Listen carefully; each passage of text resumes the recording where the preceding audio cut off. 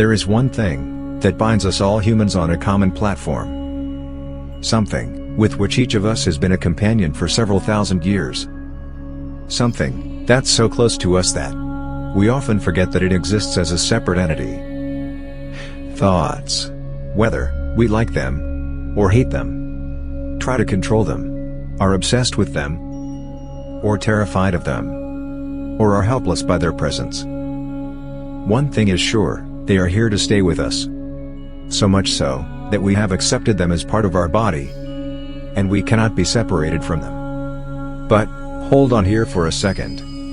Can we not be, actually separated from them? If we look at our brains, it is a million times more complex than the most advanced supercomputer in the world. The brain cells, or otherwise called the neurons, are 86 billion in number for each brain. There are about 100 trillion connections for all neurons. That roughly means that each neuron talks to 10,000 neurons in 5/100ths of a second. That is being very, very talkative. No wonder your brain is very hungry. Your brain occupies only 2% of the body's weight, but consumes 20% of the body's energy resources. So, what does science say about where the thoughts arise from? We are not clear where the thoughts in the brain arise from. However, scientists have several reasons to believe that it could be the frontal lobe, or the front part of the brain. Of the several million thoughts happening, only few become important. These are especially the one associated with significant life experiences. Experiences that generate noticeable emotions or feelings. The most relevant thoughts are then pushed to a small organ, located deep inside the brain. This organ is the size of a small pea, called amygdala. The amygdala then joins the life experience with a thought to create an emotion or feeling. These are then passed into another organ called the hippocampus, to be converted into a memory. The amygdala and hippocampus are both parts of the limbic system, or the reptilian brain, which prepares you to face a potentially life-threatening situation. Hence fear is one of the most fundamental emotions being processed here.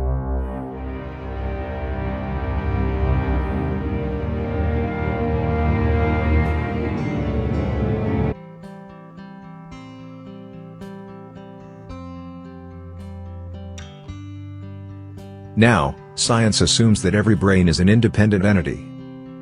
Every brain is completely cut off from the other brain and produces its own thoughts, memories and emotions.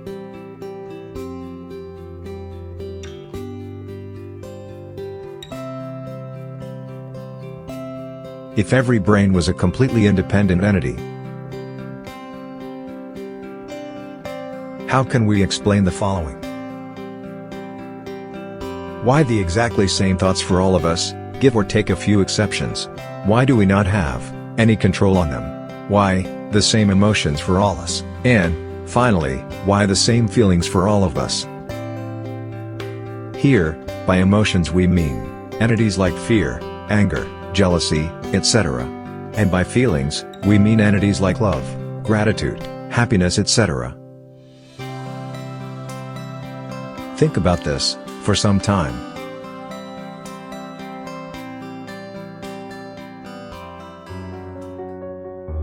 In the recent years, there has been a tremendous understanding to know the functioning of the human brain. Scientists have developed computers which can connect with brain. And using thought algorithms, people can now control computers or even move artificial limbs. Using such algorithms, people created artificial brain models, like the one shown here called the glass brain. These models allow a person to see the thought activity of his or her brain.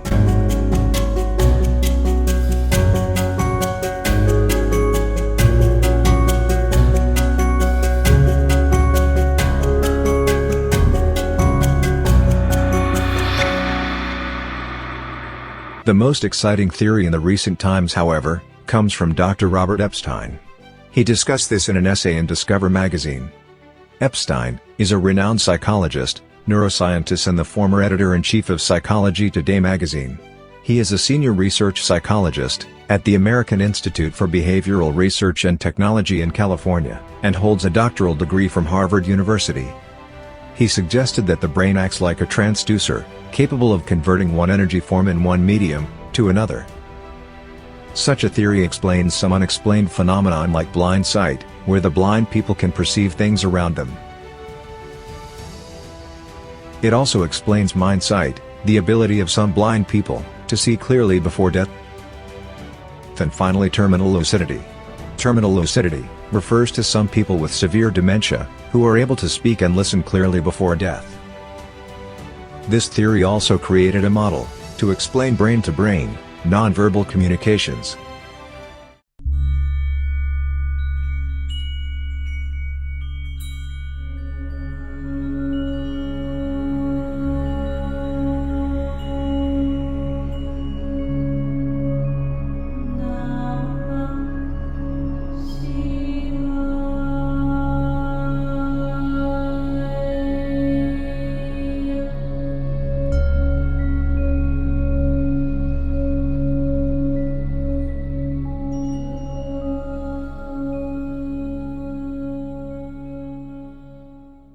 You are speaking from the point of view of an unenlightened person. You are only speculating. Once you are enlightened, you will actually see thoughts. You will see them as different from you. Like in a movie, you see violence. You know it's a movie, isn't it? You don't jump onto the film screen and you don't do things. Similarly here, you become detached from your thoughts. That's what enlightenment is all about. The thoughts will come, but then you can clearly see. That's why one of the teachings is, your thoughts are not your thoughts. We're just looking at thought, nothing will happen. It can be jealous thoughts, angry thoughts, violent thoughts, because let us say you are enlightened, he is not enlightened, he is getting a jealous thought. After some time that thought will pass through you. We will pick up. We often pick up thoughts through the Agnya chakra, and then we broadcast through the bindu behind the head. You are receivers and transmitters. You are living in a world full of unenlightened people, terrible thoughts are there, they will be flowing through you. But if you are enlightened, you will just see them, it will not make you act at all. If you are Ramana or Buddha also, you will get But what are Ramana and Buddha doing? They are seeing those thoughts. They know thoughts will come, like in this atmosphere, if a lorry goes, there is pollution, that pollution will come into this room. Well, it comes to this room, the pollution goes out of this room. Similarly, thoughts will come, thoughts will go. Like Mahatma Gandhi, one day he had murderous thoughts in jail. Then Mahatma Gandhi is a very sensitive person. He began to investigate. Then he found the cook that day in the jail was a murderer. He was being used for cooking, the prison. And therefore, the thoughts get impressed onto food. That food Gandhi had consumed, and Gandhi had murderous thoughts. That's why it's very important who cooks the food at home. So thoughts keep traveling, but they are not your thoughts. They will not affect you if you are enlightened. When you are not enlightened, you identify yourself with the thought. It becomes my thought. You experience the jealousy and you begin acting out of that.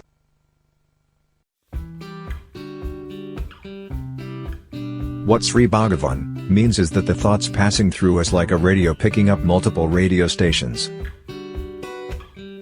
They are programs which are just passing through us. Like the cars you see on the road. Hence, your behavior should be programmed accordingly. You must just watch them passively, without any reaction, judgment, emotions or feelings. They are not your thoughts. So relax. They have been around for millions of years. You cannot do anything. So, let them just pass through. See the red car, white car, blue car. It's same as an angry thought, jealous thought, happy thought. They are all the same.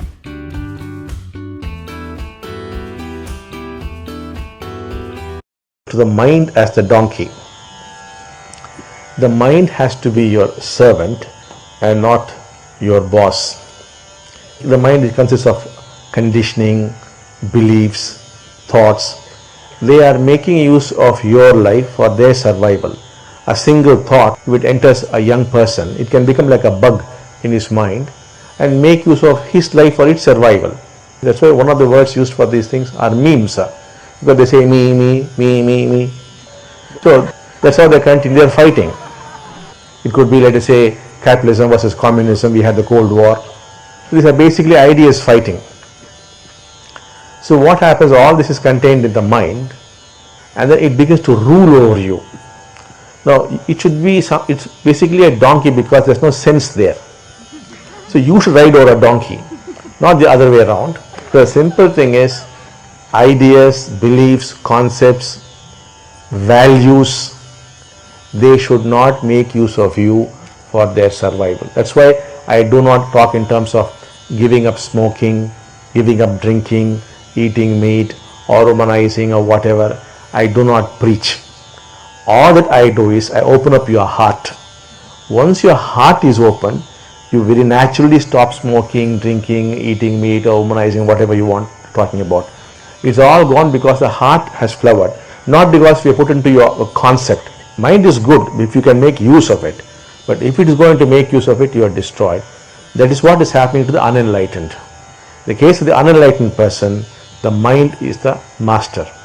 In the case of the enlightened person, the mind is his servant. Today's technology, especially the IT technology, is bringing us closer to understand our brain. Today, scientists have mapped out the entire genomic sequence of a nematode, with 302 neurons. A human brain has 86 billion neurons. There is, however, another way to understand the brain. The way the ancients in India did. By studying its software. Understanding the behavioral patterns and decoding thoughts. Conditioning, emotions and feelings.